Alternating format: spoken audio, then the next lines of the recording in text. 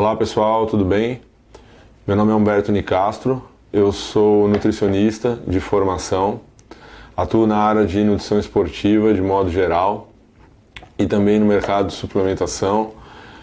Meu vínculo hoje é com a empresa Integral Médica, suplementos nutricionais, onde eu atuo como consultor científico, denominado cargo de Integral Expert. Hoje eu vim aqui para falar para vocês um pouquinho sobre carboidratos e exercício. Tá? Uma breve discussão, uma breve aula a respeito desse nutriente, para a gente entender um pouquinho a importância da ingestão de carboidrato de modo equilibrado, fracionado e com boas fontes, tanto na performance esportiva, ou seja, tanto no desempenho que você tem durante a sua atividade, como também no resultado estético. Lembrando que o resultado estético, na maioria dos casos, ele deve ser associado com performance. O que eu quero dizer com isso?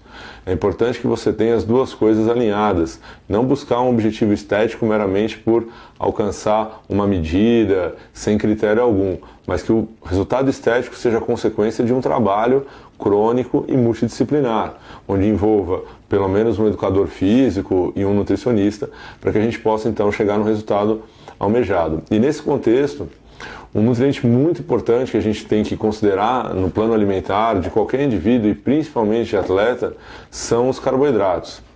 A literatura e a ciência mostram pra gente já fazem décadas a importância do carboidrato no exercício.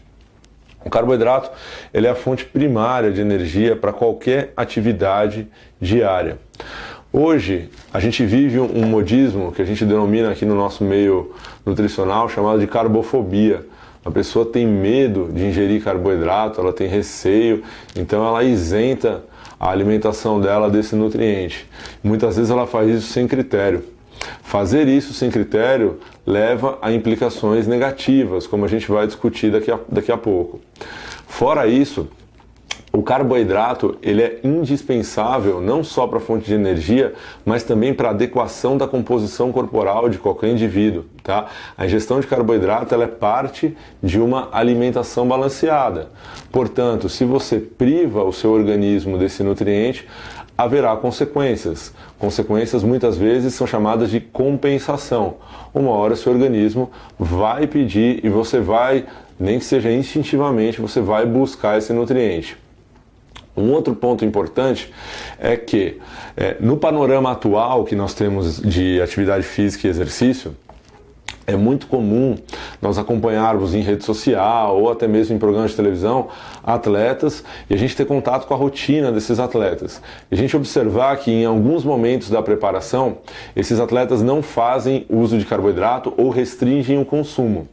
Exemplos são fisiculturistas, lutadores que precisam bater o peso em determinado momento. E as pessoas têm a tendência a olhar para esses indivíduos, olhar para essas manobras e começarem a repetir isso, trazer isso para o seu dia a dia e para a sua rotina. Isso não gera mudança de comportamento. Um atleta ele não faz aquilo o ano inteiro, ele faz aquilo por um período. E eles mesmos reportam que o desempenho durante o treinamento é muito melhor quando eles têm a ingestão de carboidratos. Se o desempenho é melhor, o resultado estético consequentemente também será melhor. Então, o título da nossa conversa de hoje vai ser: carboidratos são vilões ou são mocinhos quando a gente fala de estética corporal, joia? E para isso a gente vai discutir alguns pontos. O primeiro deles, como vocês estão vendo no slide aqui ao lado, é que o organismo humano ele evoluiu para poupar energia. Nós não somos feitos geneticamente e evolutivamente falando para gastar. Nós somos tendenciosos a poupar energia. Prova disso é que a obesidade mundial ela tem crescido absurdamente. Essa evolução em termos de poupar energia ela não é à toa. Isso se deve ao fato que lá na pré-história nós carregamos a carga genética da evolução humana. O ser humano ele era privado de energia seguido de alimentação, privado de energia seguido de alimentação. Portanto, qualquer período de ausência de ingestão de nutriente, a tendência é que o seu corpo interprete isso como necessidade de armazenamento. É um mecanismo de defesa. Se você fica sem ingerir energia, a primeira coisa que ele faz é poupar a pouca energia que você ingere. Mecanismo de sobrevivência, defesa. Isso é muito comum a gente observar em obesos, que têm um padrão alimentar muito restritivo. Eles fazem uma refeição, deixam de comer, fazem uma refeição e deixam de comer. São refeições volumosas, seguidas de jejum intermitente. Você não consegue estimular o teu gasto. Pense que o teu organismo ele é como se fosse um banco onde você armazena o seu dinheiro. Se você tem dinheiro no banco, você gasta. Se você não tem, você poupa. Se você não tem e você quer gastar, você vai ficar no vermelho. O organismo é a mesma coisa. Se você coloca a energia para dentro de modo equilibrado, balanceado, onde tem todos os macronutrientes e principalmente os micronutrientes, vitaminas e minerais que fornecem um equilíbrio orgânico, você está estimulando o teu corpo a gastar. De certa forma, você está burlando o sistema evolutivo, que foi feito para poupar, e você acaba gastando. Se você se priva, ele vai entrar em déficit. Então ele vai acabar poupando um pouco que você ingere para transformar isso como energia. E se você se priva e mesmo assim quer gastar, exemplo prático disso, uma pessoa que restringe ou não consome carboidrato e se submete a um período de treinamento, esse indivíduo vai ficar no vermelho. O que é ficar no vermelho? É acabar utilizando massa muscular para produzir carboidrato, para então você ter a energia mínima para sustentar o esforço. Portanto, carboidratos não são vilões, eles são mocinhos desde que sejam bem utilizados com critério. Isso o profissional nutricionista capacitado sabe fazer. Ele sabe escolher a fonte, o horário, a distribuição, de acordo com a individualidade bioquímica e com a rotina de cada um. Muito bem, pegando aqui pelo primeiro exemplo que vocês estão vendo, carboidratos são compostos feitos de carbono, hidrogênio e oxigênio, assim como os ácidos graxos, que são as gorduras, carbono, hidrogênio e oxigênio. A diferença básica entre uma glicose e um ácido graxo é a estrutura, a conformação. Uma glicose ela é menor, ela não tem ramificações tão presentes como tem num ácido graxo, ligações dos ácidos graxos são mais pesadas, são diferenciadas. Tanto é que um ácido graxo ele fornece o dobro mais 1 de calorias em relação a um carboidrato. Uma grama de glicose te fornece 4, uma grama de ácido graxo te fornece 9, é o dobro mais 1. Mas são compostos similares. Para você dizer que um carboidrato engorda, você está dizendo que um carboidrato ele vira gordura. Em termos de composição, eles têm as mesmas moléculas, carbono, hidrogênio e oxigênio, mas a conformação disso é diferente. Então, de modo geral, para um carboidrato virar gordura, especialmente, no mínimo, 2 passos são necessários. O primeiro é, você faz estoque de carboidrato. Você armazena carboidrato no teu organismo de 2 formas, na forma de glicogênio muscular e na forma de glicogênio hepático, ou seja, existem depósitos de carboidrato no teu corpo. Se você está dizendo que um carboidrato está te engordando, ele está virando gordura, o primeiro ponto é, o estoque está saturado, não cabe mais ali dentro. Ou a carga de carboidrato que eu ingeri naquele momento não conseguiu ser armazenado no meu depósito e sobrou um excesso. Esse excesso então foi convertido em ácido graxo. E o estoque de glicogênio muscular ele é muito vasto, cabe bastante glicogênio ali. E o segundo ponto é transformar uma coisa que não é gordura em gordura. Tá? Existe um processo. Isso não é barato, isso custa energia para o teu corpo.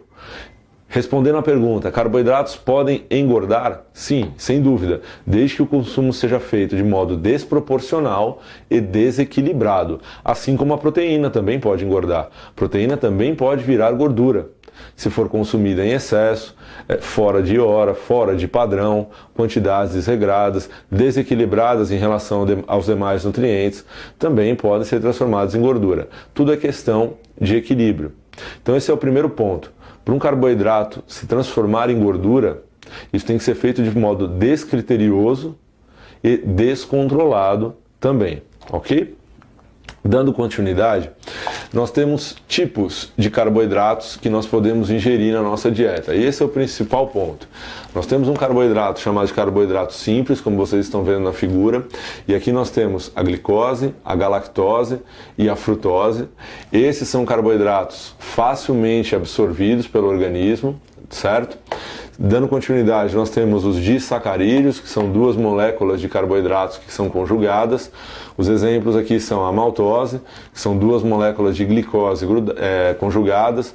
A sacarose, que seria o açúcar de mesa, o açúcar branco que a gente tem na nossa casa, a glicose com a frutose, e o açúcar do leite, que é o chamado de lactose, que é a galactose ligada com a glicose. Os carboidratos mais complexos são formados pela ligação dessas moléculas em maior quantidade. Muito bem. Hoje em dia também existe um apelo muito grande em relação à lactose, falando de carboidrato. A lactose não seria um aliado, de repente, para um padrão estético desejado em termos de definição muscular.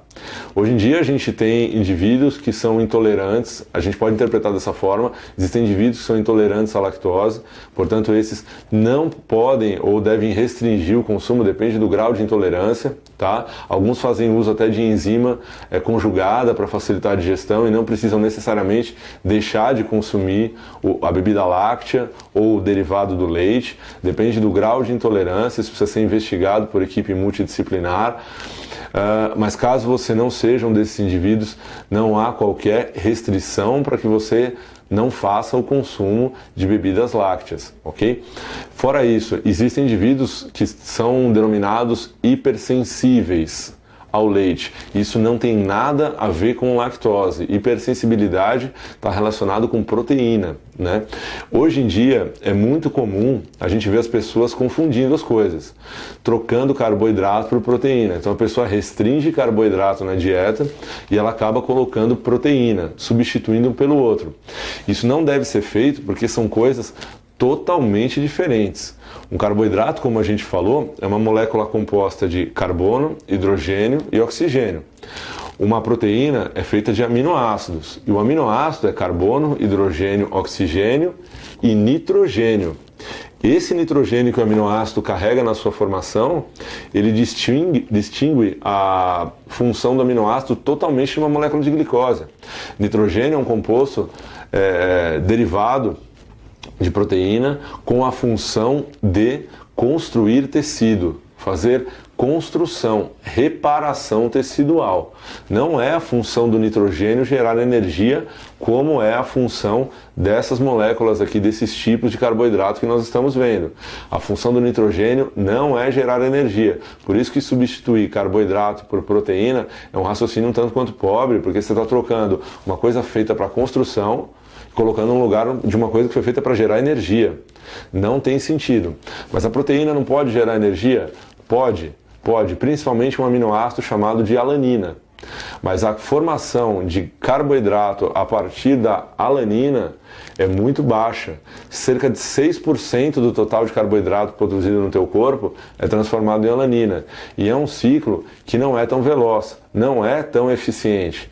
Então a formação de energia a partir da proteína ela até ocorre, porém de modo lento, ineficiente quando comparado ao carboidrato e, popularmente falando, quebrando um galho. Está faltando carboidrato, restringir o carboidrato na ausência dele, aí sim a proteína pode fazer esse papel. Tudo bem?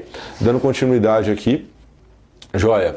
A dieta do brasileiro hoje, avaliando em termos gerais, ela tende a ser hiperproteica. Quando o paciente vem no consultório e a gente faz um procedimento com ele chamado de recordatório alimentar, o que é isso? A gente investiga hábito alimentar, quantidades, horários, e a partir dali a gente consegue até ver alguma individualidade dele, alguma resposta a determinado nutriente.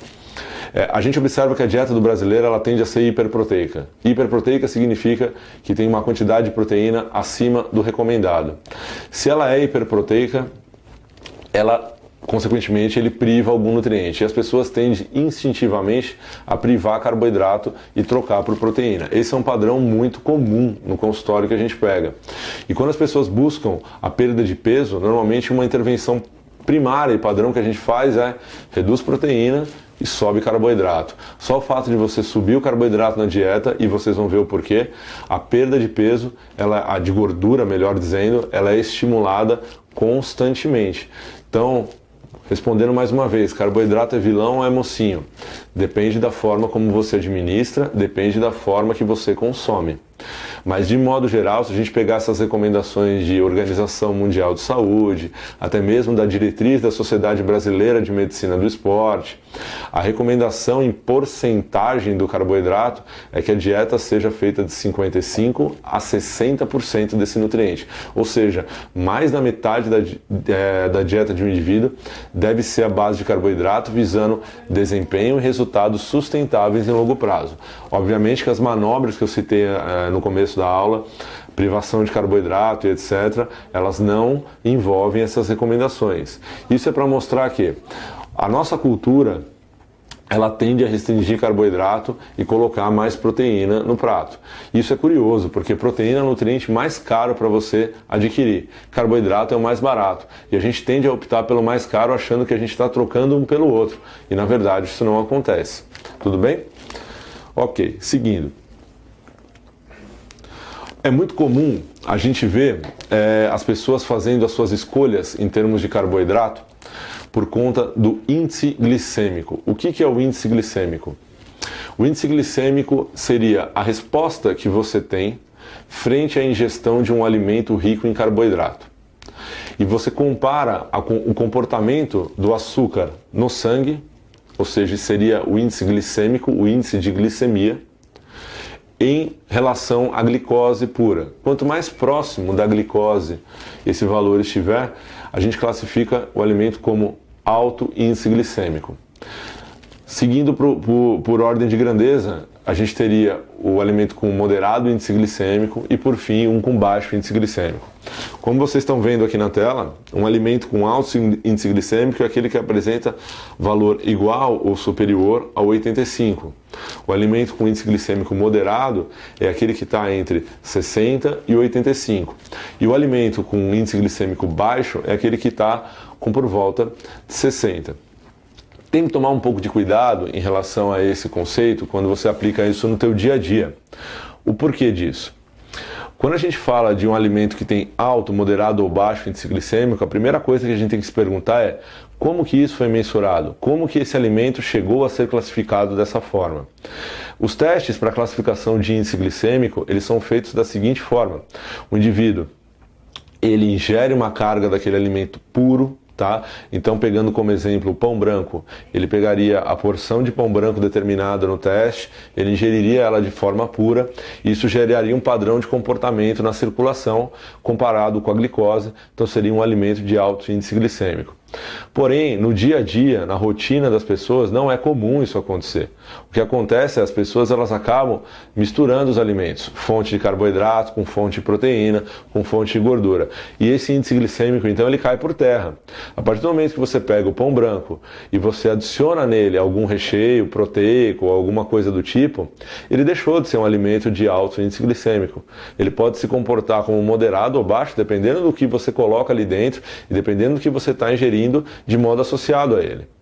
Então não dá para interpretar índice glicêmico como uma verdade absoluta, a não ser que você faça a ingestão do alimento na forma dele pura, assim como foi feito na mensuração do comportamento de glicose dele no sangue. Vamos dar uma olhada para a tabela aqui, da Denise Moritz. A gente dá uma olhada, vai sinalizar aqui para vocês o pão branco. Veja que ele tem o índice glicêmico de 101, e para ser classificado como alto é acima de 85, então ele é de alto índice glicêmico mesmo. Quando a gente olha o da glicose aqui, está em torno de 138. Essa é uma tabelinha bem padrão, vocês encontram ela em artigos de fácil acesso e gratuito também na internet. Quando você faz a ingestão associada de qualquer um desses alimentos, esses valores aqui eles caem por terra. Então é por isso que cada vez mais o índice glicêmico ele até pode ser considerado, mas não de modo isolado. É muito mais vantajoso você considerar um conceito chamado de carga glicêmica. Então o que seria a carga glicêmica? A carga glicêmica seria o quanto de carboidrato você está ofertando, não importa se ele gera um pico, se ele gera uma curva um pouco mais modesta, mas a carga de carboidrato que você ingere ingere. Claro que a fonte é muito importante, porque isso influencia digestão, absorção, o destino desse carboidrato também. Mas é muito mais valioso considerar a carga glicêmica em comparação ao índice glicêmico, ou que pelo menos o índice seja considerado junto com a carga glicêmica. Esse conceito é muito comum a gente usar em refeições pré-treino, né? Alimentos de baixo ou moderado índice glicêmico, quando fornecem uma carga glicêmica favorável, eles são muito vantajosos para a queima de gordura corporal. Não só para isso, o melhor anticatabólico que existe se chama carboidrato. A gente já vai entender o porquê, tá? Mas o conceito de índice e carga glicêmica, não é que o índice glicêmico não é válido, ele é válido, mas a ciência evolui e a gente tem visto que a carga glicêmica tem as suas vantagens em relação ao índice, mas tudo bem usar os dois em associação. Joia. E quando a gente fala então de aplicar isso no exercício, né, a primeira coisa que a gente tem que entender é como que o carboidrato se comporta no nosso corpo. De modo geral, a gente tem alguns processos bioquímicos que vocês estão vendo aqui, às vezes a gente confunde pela nomenclatura. O primeiro deles é a chamada de glicólise. Glicólise significa você utilizar o açúcar do sangue como fonte de energia. Quando eu falo de glicólise, portanto, eu estou falando de geração de energia a partir do carboidrato circulante. Quando eu falo de glicogênese, eu estou falando de utilizar o carboidrato que você ingere para armazenar isso na forma de glicogênio. Pode ser o glicogênio muscular ou pode ser o glicogênio hepático. Qual a diferença de um e outro em termos de função? O glicogênio hepático é aquele que faz a manutenção da tua glicemia. O glicogênio muscular é aquele que faz o fornecimento de energia para o tecido do músculo esquelético, joia? E a gente tem um processo chamado de glicogenólise, que é o oposto. É quando você utiliza o glicogênio para gerar energia. Você quebra as moléculas de glicose para fazer a geração de energia. Por fim, a gente tem um último processo chamado de gliconeogênese. Seria a formação de glicose ou de carboidrato a partir de outros substratos, como por exemplo, lactato. Muita gente confunde e fala que lactato é fonte de energia, é fonte de fadiga muscular, é o causador da fadiga, quando na verdade não é. É o íon H+, ou ácido lático, que na verdade fazem um processo de fadiga. O lactato ele é uma ótima fonte de energia porque ele pode voltar a ser glicose também. O piruvato e os aminoácidos. O aminoácido mais gliconeogênico que nós temos é a alanina. Tá? Você tem um bom estoque de alanina no teu organismo, principalmente no músculo esquelético, mas essa alanina não consegue ser convertida em glicose no teu músculo. Por isso ela sai, viaja até o teu fígado e lá você tem a formação de glicose para que ela volte ao músculo para ser utilizada como fonte de energia.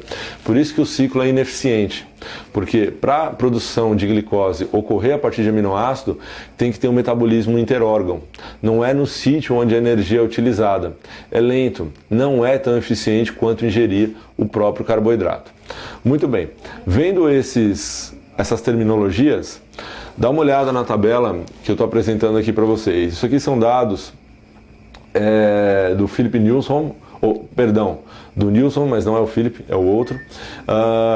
São dados bem antigos, da década de 90, alguns até do meados da década de 80, mostrando como que se dá a produção de energia em termos percentuais no nosso organismo e os diversos substratos que podem contribuir para isso. Então, a primeira linha que vocês estão vendo ali, que chama Hepatic Glucose Output, seria a produção total de glicose do teu organismo via fígado, ou seja, 100% da tua produção de glicose. Da onde que vem isso? Desse 100%, seguindo a linha de baixo, 75% deriva da glicogenólise. Então seria 75% da liberação de glicose do teu corpo, ela vem do glicogênio. Ou seja, o estoque é vasto, cabe bastante carboidrato ali dentro. Não tem por que restringir o consumo sem critério. 75% do carboidrato fica armazenado na forma de glicogênio hepático, glicogênio muscular, então dali é liberado. Os outros 25%, um quarto que sobrou. Como que a gente pode dividir esses 25%? 16% da produção de carboidrato é feita via lactato, ou seja, dos 25% de glicogenólise, dos 25% de produção de glicose a partir de outros substratos, 16% vem do lactato. Então percebam, glicogênio, lactato, ninguém mencionou aminoácido ainda, tá? Por fim, a gente termina ali com aminoácido na faixa de 6%. É muito pouco, é o que eu disse. O aminoácido ele pode produzir energia, pode, mas ele não é a fonte primária. Tanto é que ele não é o primeiro a ser mobilizado. O lactato vem antes dele, a contribuição do lactato é muito maior. Por isso que proteína não foi feita para gerar energia. Por isso que proteína talvez seja um anticatabólico muito menos eficiente do que o próprio carboidrato. Ok? Dando continuidade aqui, vamos tentar entender agora de maneira um pouco mais didática na figura como que a gente encaixa essa produção de glicose dentro de um metabolismo. Aqui nessa figura, a gente vai gastar alguns minutos falando dela agora. Vejam que a gente tem ali em cima, na área branca, 3 fontes de energia, tá? Que estão sendo mobilizadas. A primeira que vocês estão vendo é o carboidrato gerando glicose, a segunda é a proteína gerando aminoácidos livres e os lipídios, que são as gorduras, gerando ácidos graxos.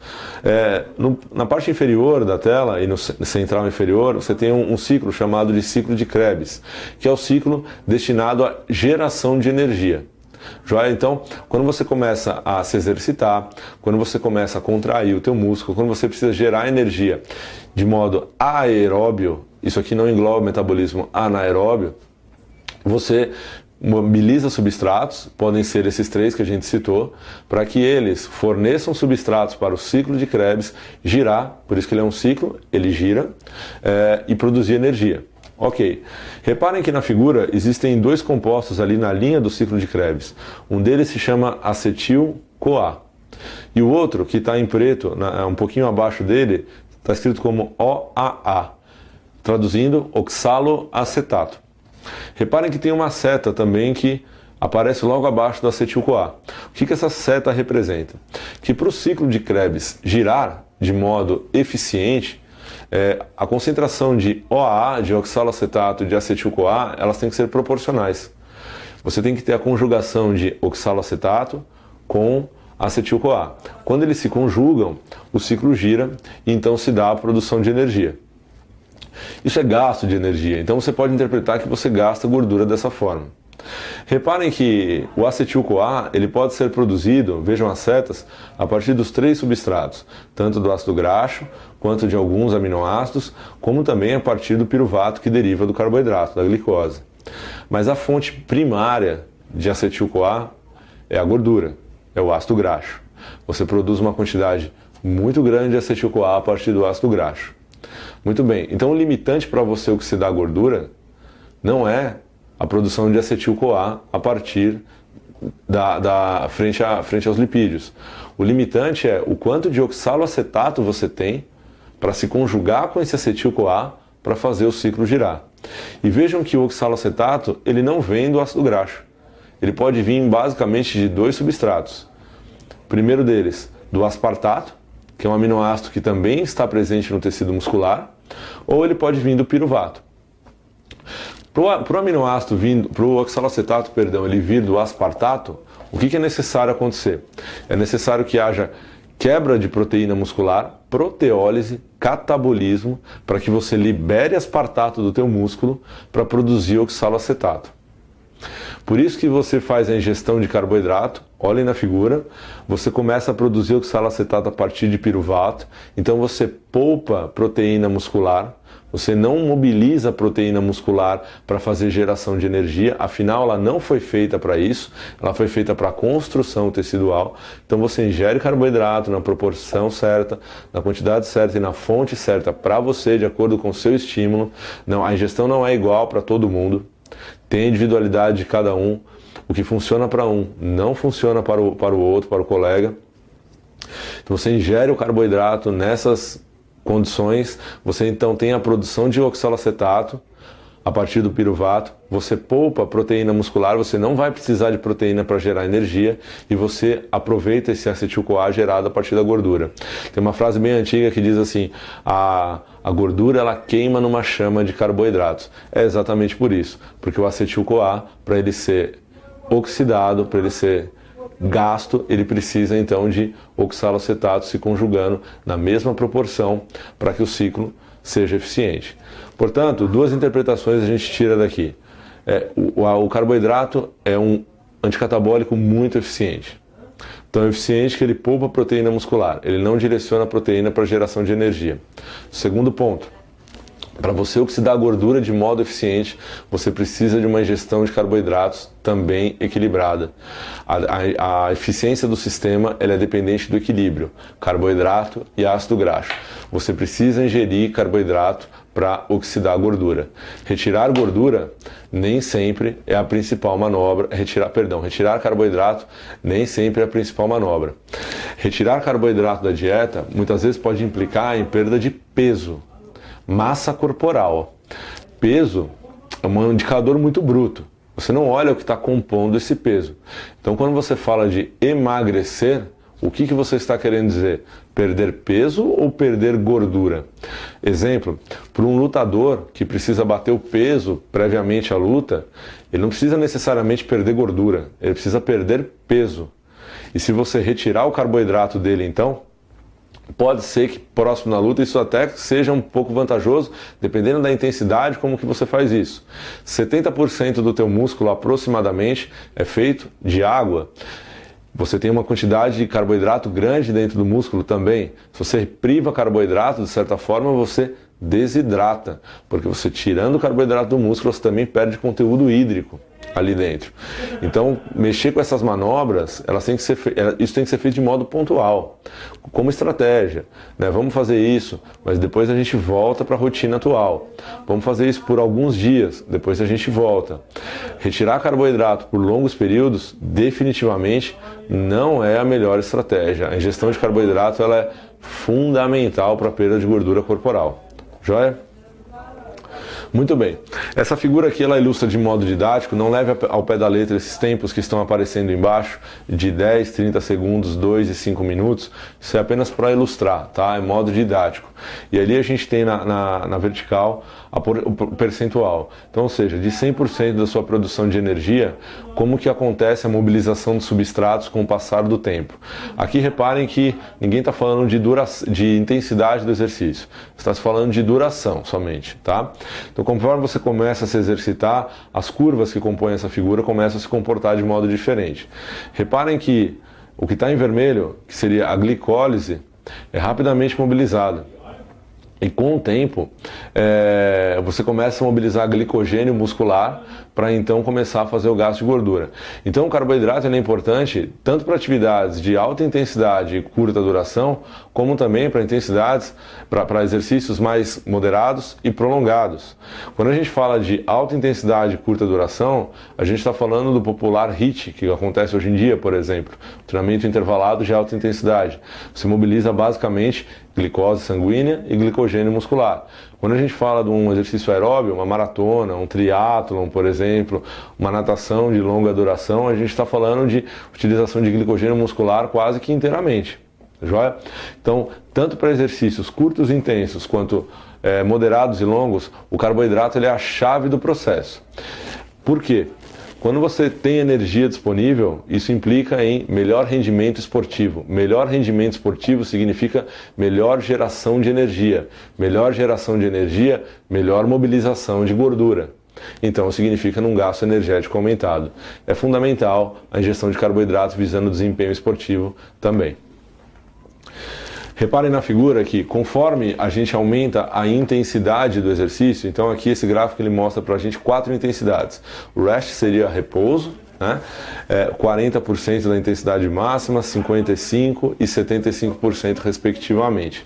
A área achurada que está marcada em vermelho seria a mobilização de glicogênio muscular frente a essas intensidades.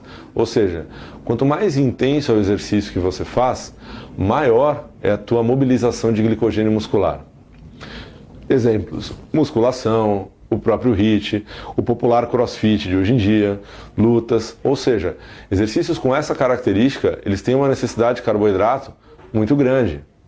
Mobiliza muito carboidrato para fornecer energia.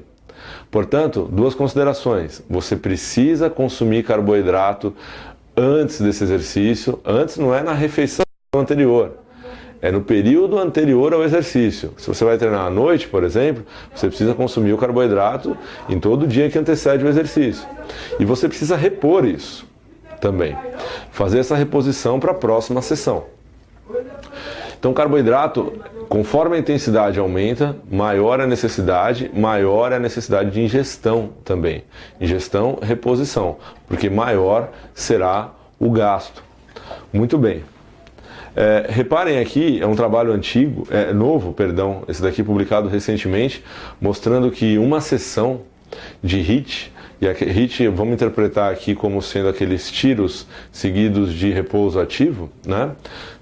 Aqui foi feito em ergômetro de braço.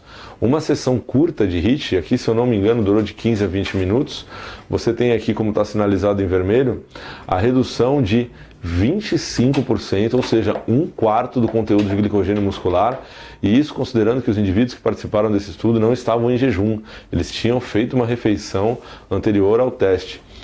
Uma sessão intensa, quando bem realizada, bem conduzida, ela reduz em 25% o conteúdo de glicogênio muscular, 1/4. Pense que você terá o restante do dia ainda, e muitas vezes a pessoa treina em 2 períodos. É fundamental que você reponha isso para otimizar as adaptações que o treinamento induz. Qualquer desequilíbrio não vai prejudicar só a sua estética corporal, mas a adaptação do treinamento também. Reparem nesse gráfico aqui que ilustra de modo bem didático isso pra gente, né? Aqui você tem o tempo de duração do exercício, né? De 5 a 120 minutos, e ali o conteúdo de glicogênio muscular também de modo didático, não leva ao pé da letra, de 0 a 90%. Reparem que com a duração do exercício, a quantidade de carboidrato, de glicogênio muscular também vai sendo depletada. Então, 2 considerações. Não é só a intensidade que mobiliza mais glicogênio, mas a duração também. Então, não são só exercícios intensos que você vai precisar se preocupar com a ingestão de carbo, mas exercícios moderados e longos, prolongados também. Tá aí a importância do carboidrato para ambas as atividades. Ambas são o carboidrato é fonte de energia fundamental para as 2 atividades. E sendo fonte de energia, ele acaba sendo um anticatabólico para as 2 atividades também. Joia.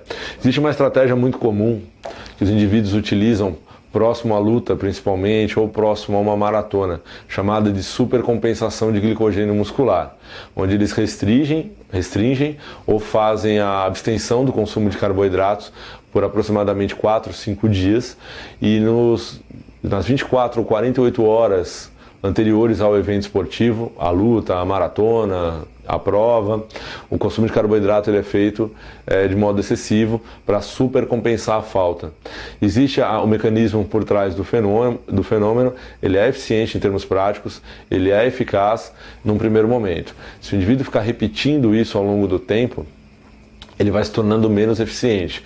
Prova disso um lutador faz isso para bater o peso e depois ele volta com o consumo de carboidrato. Fica cada vez mais difícil dele desidratar, fica cada vez mais difícil dele perder peso, porque o mecanismo ele vai ficando cada vez menos eficiente. Então, supercompensação não é que não se deve ser usada, mas é preciso avaliar com muito cuidado quando utilizar e com que frequência isso deve ser repetido. Isso deve ser feito juntamente com um profissional educador físico, porque as cargas de treinamento devem estar muito pareadas com a ingestão dietética nesse período. Muito bem. Funciona, aqui vocês estão vendo em termos práticos, sim, isso aqui eu extraí de um livro de fisiologia. Vocês conseguem ver 3 curvas. A primeira delas aqui, que são a mais escura, a gente chama de depletado. Depletado seria um indivíduo que não fez o consumo de carboidratos por um tempo ou reduziu a sua ingesta e fez um teste de tolerância ao esforço, e aí vocês estão vendo que ele tolera aproximadamente 60 minutos o exercício, até entrar em exaustão. A curva central seria uma dieta mista, aquela que ele faz a ingestão balanceada de todos os nutrientes. Vocês vão ver que ele tolera praticamente o dobro do tempo. E a terceira curva seria a supercompensação do glicogênio. Então você retirar o carboidrato e depois você inserir próximo ao evento esportivo, você vê que o desempenho melhora consideravelmente. Também tem que ter critério. Essa não é uma manobra visando estética, é uma manobra visando desempenho esportivo. Recentemente a gente teve um dado bem interessante acerca da ingestão de carboidratos à noite, e isso serve para a gente abrir um pouquinho o nosso pensamento acerca disso. Imagine que você tem dois grupos de indivíduos e você divide esses grupos nas seguintes intervenções. Todos irão consumir carboidrato igualmente durante um dia. No dia seguinte, todos irão começar ingerindo a mesma quantidade de carboidrato no decorrer do dia também. Quando for por volta de 7 horas da noite, os dois grupos serão submetidos a um treinamento intenso, a um HIIT. Pode ser uma musculação, também um crossfit, mas serão submetidos a um treinamento intenso, alta intensidade, de 1 hora, o que é muito comum a gente encontrar por aí. O que acontece com esse passar de 1 hora? Qual a intenção disso? Depletar o glicogênio muscular, reduzir a sua concentração, né? É isso que é esperado ao final da sessão. Quando acaba essa sessão, metade desses indivíduos vai para casa e não ingere carboidrato mais. E a outra metade vai para casa e faz a ingestão de carboidrato. Na manhã seguinte, esses dois grupos eles vão ser submetidos ao aeróbio em jejum, que é uma coisa muito comum hoje em dia também. Então aqui a intenção é unir dois raciocínios. Eu preciso fazer ingestão de carboidrato à noite? Sim ou não? As pessoas tendem a restringir. E o segundo ponto é aeróbio em jejum.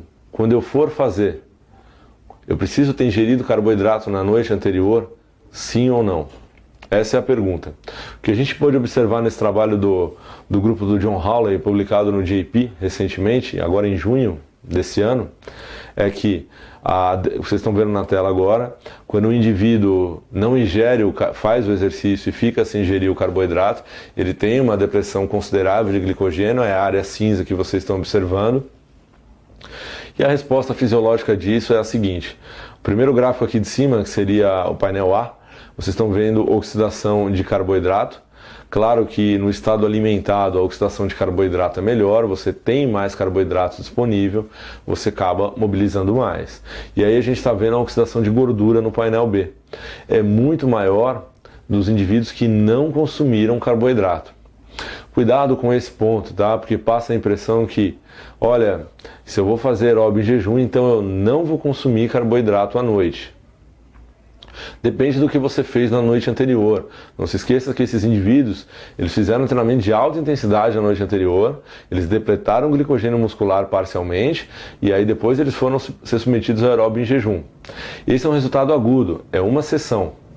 Mas o que os autores conseguiram observar por meio de biópsia muscular, de agulha de sucção, o que eles começaram a ver foi que a sinalização, que é esse painel, sugere uma metilação do DNA quando você não faz a ingestão de carboidrato à noite. Ou seja, fazer isso pensando em uma sessão, em curto prazo, pode até ser interessante. Você treinar, depletar o seu glicogênio e na sequência você então treinar, fazer o aeróbio em jejum, você pode até aumentar a tua oxidação de gordura. Mas você manter esse padrão de alimentar e de treinamento em longo prazo, isso pode ser prejudicial, porque isso pode resultar em adaptações negativas do estímulo mecânico. Ou seja, o que vale mais? Oxidar a gordura em apenas uma sessão, 2 sessões, ou você melhorar suas adaptações ao treino e oxidar a gordura melhor em longo prazo. Isso deve ser pesado, isso deve ser considerado na hora de traçar seu objetivo. Por isso que a pergunta que aparece agora é: carboidrato à noite engorda? Depende. Depende do que você faz, depende do seu nível de treinamento, de como você está programando as suas sessões de treino, mas dependendo, se for o caso desse trabalho, por exemplo, você treina à noite e na manhã seguinte, o carboidrato à noite não engorda, ele favorece a adaptação do treino, que por sua vez vai favorecer a oxidação de gordura. Depende também do tipo de carboidrato que você ingere, da quantidade, dos outros nutrientes que você combina e etc. Recentemente, a gente teve a nova recomendação de carboidratos publicada, está aí na tela para vocês, foi publicado num workshop da Nestlé, vocês têm acesso a isso no site do PubMed.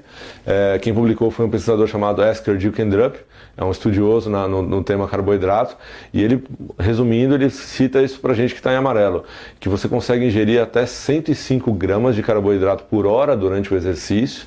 Antigamente a gente ficava preso à recomendação de até 60 gramas, porque o intestino consegue absorver 1 grama por minuto. Hoje em dia você pode subir isso para até 105, aparentemente, se você usar carboidrato de transportador múltiplo, ou seja, não carboidratos da mesma fonte. E aqui ele dá o exemplo de glicose e frutose.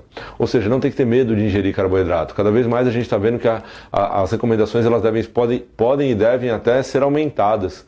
A gente tem que deixar de lado essa carbofobia. Tá?